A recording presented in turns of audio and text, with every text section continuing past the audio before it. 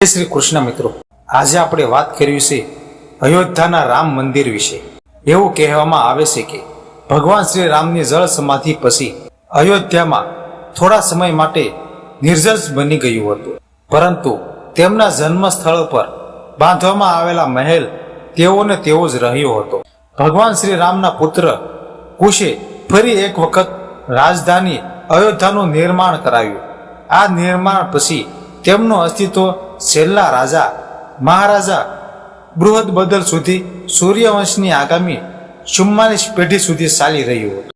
મહાભારત યુદ્ધમાં અભિમન્યુના હાથે કૌશલ રાજ બૃહદબદલનું અવસાન થયું। મહાભારતના યુદ્ધ પછી અયોધ્યા નિર્જન બન્યું, પરંતુ શ્રીરામના જન્મસ્થળનું અસ્તિત્વ ભૂંસાયું નહીં। આ પછી તેનો ઉલ્લેખ છે કે ઈસવીસન પૂર્વે આશરે 100 વર્ષ પહેલા ઉજ્જૈનનો ચક્રવર્તી સમ્રાટ વિક્રમાદિત્ય એક દિવસ શિકાર કરતા કરતા અયોધ્યા પહોંચ્યો। થાકને લીધે તેમણે અયોધ્યામાં સરયુ નદીના કાંઠે એક આંબાના ઝાડ નીચે પોતાની સેના સાથે આરામ કરવાનું નક્કી કર્યું। તે સમયે ત્યાં ગાઢ જંગલ હતું, અહીં પણ કોઈ વસ્તી નહોતી। મહારાજા વિક્રમાદિત્યએ આ ભૂમિમાં કેટલાક ચમત્કારો જોયા, પછી તેમણે શોધ શરૂ કરી અને નજીકના યોગીઓ અને સંતોની કૃપાથી તેમને ખબર પડી કે આ શ્રીરામની અવધ ભૂમિ છે। તે સંતોની સૂચનાથી સમ્રાટે અહીં એક ભવ્ય મંદિર તેમજ કુવાઓ, તળાવો, મહેલો વગેરે બનાવ્યા।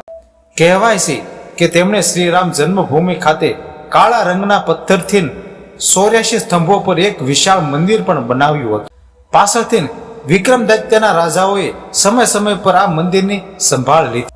તેમાંથી એક શુંગ વંશના પ્રથમ શાસક પુષ્યમિત્ર શુંગોએ પણ મંદિરનો જીર્ણો ઉદ્ધાર કરાવ્યો। પુષ્પમિત્રનો એક શિલાલેખ અયોધ્યા પાસેથી મેળવવામાં આવ્યો હતો, જેમાં તેમણે ભગવાન શ્રી રામના સેનાપતિ કહેવામાં આવે છે અને તેમના દ્વારા કરવામાં આવેલા 2 અશ્વમેઘ યજ્ઞોનું વર્ણન છે। ત્યાંથી મળી આવેલા ઘણા શિલાલેખોથી મળેલી જાણકારી મુજબ ગુપ્ત રાજવંશ દ્વિતીયના સમય દરમિયાન અને ત્યારબાદ લાંબા સમય સુધી અયોધ્યા ગુપ્ત સામ્રાજ્યની રાજધાની હતી। ગુપ્ત મહાકવિ કાલિદાસે રઘુવંશના ઘણીવાર અયોધ્યાનો ઉલ્લેખ કર્યો છે।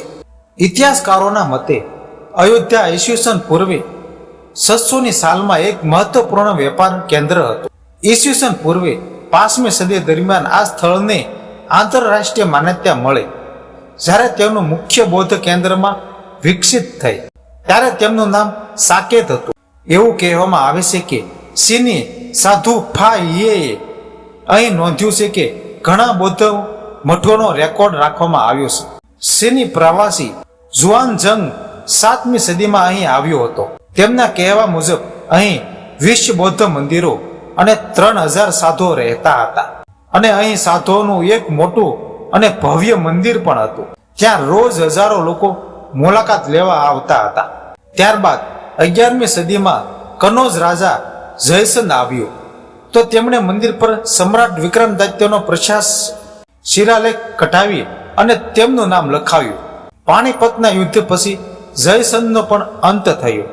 આ પછી ભારત પર આક્રમણોનો હુમલો વધ્યો। આક્રમણકારોથી કાશી, મથુરા તેમજ અયોધ્યાની લૂંટી ચલાવી હતી અને પૂજારીઓને મારીને મૂર્તિઓ તોડવાની પ્રક્રિયા ચાલુ રાખી હતી, પરંતુ 14મી સદી સુધી તેઓ અયોધ્યાના રામ મંદિર તોડી ન શક્યા હતા। વિવિધ આક્રમણ પછી પણ શ્રીરામના જન્મસ્થળ પર બાંધવામાં આવેલું ભવ્ય મંદિર 14મી સદી સુધી બધી મુશ્કેલોથી બચી ગયું। એવું કહેવામાં આવે છે કે સિકંદર લોહીના શાસન દરમિયાન મંદિર અહીં હાજર હતું। 14મી સદીમાં મોગલોએ ભારત પર કબજો કરી લીધો અને પછી રામ જન્મભૂમિ અને અયોધ્યાને નષ્ટ કરવા માટે ઘણા અભિયાનો ચલાવવામાં આવ્યા। છેવટે 1527થી 28માં આ ભવ્ય મંદિરને તોડી નાખવામાં આવ્યું અને તેની જગ્યાએ બાબરી મસ્જિદ બનાવવામાં આવી। એવું કહેવામાં આવે છે કે મોગલ સામ્રાજ્યના સ્થાપક એવા બાબરના એક સેનાપતિએ અહીં બિહાર અભિયાન દરમિયાન અયોધ્યામાં શ્રી રામના જન્મસ્થાનમાં પ્રાચીન અને ભવ્ય મંદિરને તોડી નાખ્યું હતું અને તેની જગ્યાએ એક મસ્જિદ બનાવી હતી, જે 1992 સુધી અસ્તિત્વમાં હતી। બાબરનામા અનુસાર 1528માં અયોધ્યાના રોકાણ દરમિયાન બાબરે મસ્જિદના નિર્માણનો આદેશ આપ્યો. અયોધ્યામાં બનેલી મસ્જિદમાં લખાયેલા 2 શબ્દોમાં તેનો સંકેત પણ મળે છે. તેમાં આ વિશેષ નોંધ છે કે આનો સાર એ છે કે જેમને ન્યાયની સરસા જન્નત સુધી થાય છે એવા મહાન શાસક બાબરના કહેવાથી દયાળુ મીર બાકીએ ફરિશ્તાની આ જગ્યાને સંપૂર્ણ સ્વરૂપ આપ્યું. રાષ્ટ્રીય સ્વયંસેવક સંઘ અને ભારતીય જનતા પાર્ટીની આગેવાની હેઠળ આ સ્થાનને મુક્ત કરવા અને ત્યાંનું નવું મંદિર નિર્માણ કરવા લાંબુ આંદોલન ચલાવવામાં આવ્યું. બાબરી મસ્જિદનું વિવાદિત માળખું 6 ડિસેમ્બર 1952ના રોજ તોડી પાડવામાં આવ્યું અને ત્યાંથી શ્રીરામનું એ સ્થાયી મંદિર બનાવવામાં આવ્યું હતું. અત્યંત લાંબા અને સંઘર્ષપૂર્ણ આંદોલન અને લડાઈ બાદ માનનીય સુપ્રીમ ન્યાયાલયના આદેશ મુજબ 5 ઓગસ્ટ 1920ના રોજ માનનીય વડાપ્રધાન શ્રી નરેન્દ્ર મોદીના હસ્તે અયોધ્યાનું મંદિરનું ભૂમિપૂજન કરવામાં આવ્યું હતું અને હવે મંદિર નિર્માણ કાર્ય પૂર્ણ થવાના આરે પણ છે.